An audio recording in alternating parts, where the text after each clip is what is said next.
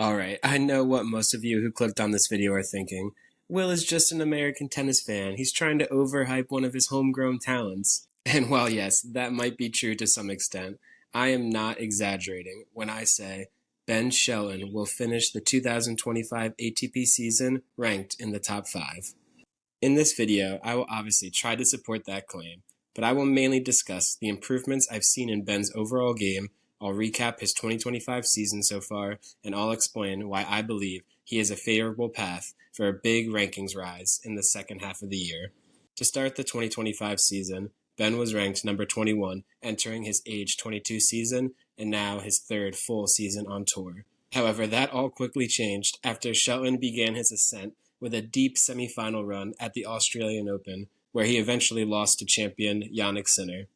That result matched his 2023 US Open semis run as his best result at a Grand Slam in his short career. Now, at number 13 in the world, Shelton would go on to have an honestly disappointing North American hardcourt swing in February and March, with the only notable result, the Indian Wells quarterfinal run where he lost to Jack Draper.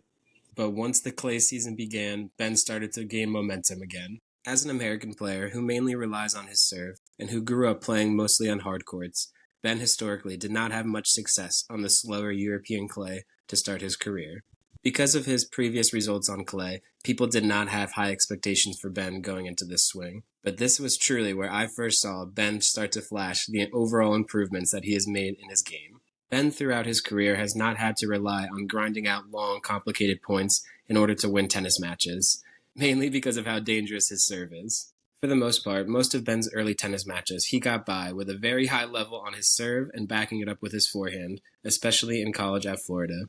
However, now that he is a fully established pro player playing a full year of tennis matches in varying conditions around the world, those demanding circumstances have forced Ben to develop his weak areas of his game if he truly wants to compete with the elite players on the top of the tour.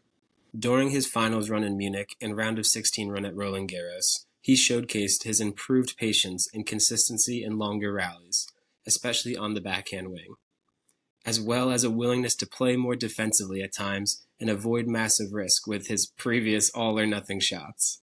Ben especially showcased his improved all-around game during his clash with Carlos Alcaraz at Roland Garros, where he was able to take a set off Carlos and keep the match relatively tight in a 4-set loss.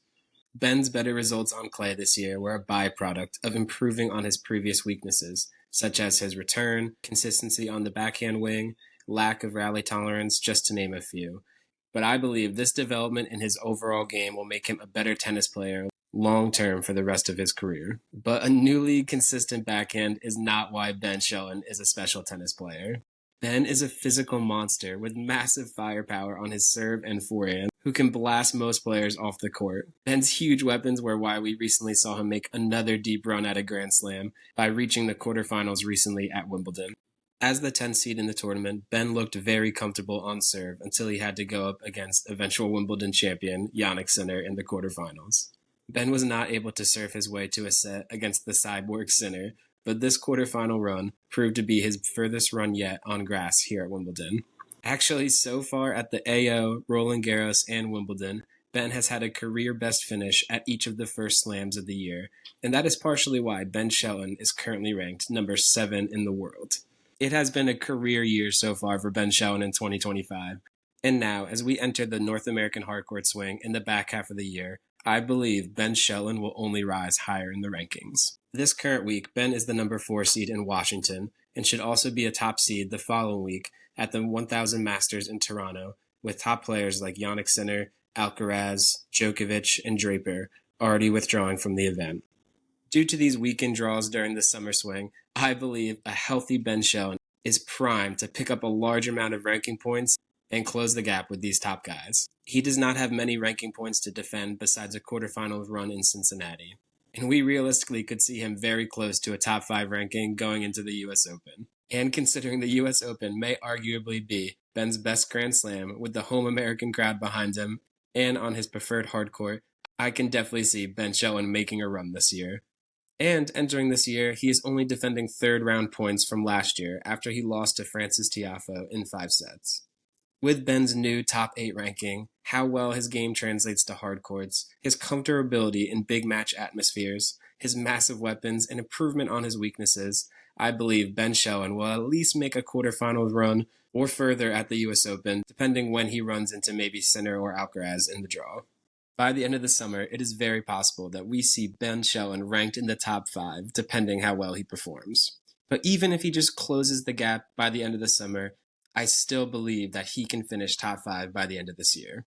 He really does not have any crazy points to defend coming this indoor hardcourt swing, but he is also currently number 8 in the ATP race to Turin, and if he can make the ATP finals by the end of the year, he will pick up another large sum of ranking points.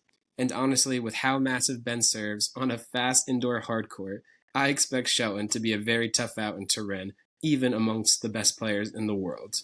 So, in conclusion, I foresee a very near future where Ben Shelton is ranked as a top 5 tennis player. And I just want you to remember this video when that happens.